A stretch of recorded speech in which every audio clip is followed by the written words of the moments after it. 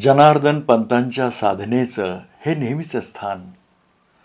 स्वामींना सारे पशुपक्षीही ओळखायचे.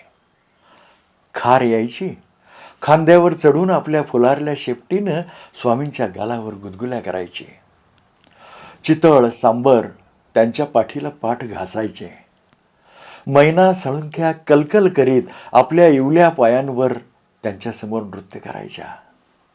औदुंबरावरची माकडं वरनं उड्या मारीत खाली यायची आणि उंबराची फळं नैवेद्यासारखी स्वामींच्या पुढं आणून ठेवायची. हे सारं पाहून एकनाथ मूक झाला. असा अनिर्वचनीय आनंद तो प्रथमच अनुभवित होता. जनार्दन स्वामी एकाग्रचित्त होते. डोळे अर्धोन्मिलित, बुबुळं नासिकाग्री स्थिर झालेली आणि मनपटलावर सतत दत्तात्रेयांची ध्यानमूर्ती.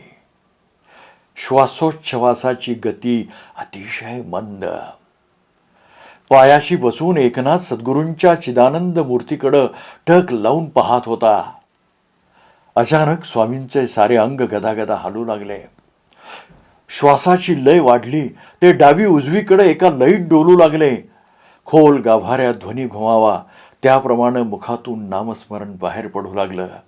गुरुदेव दत्त.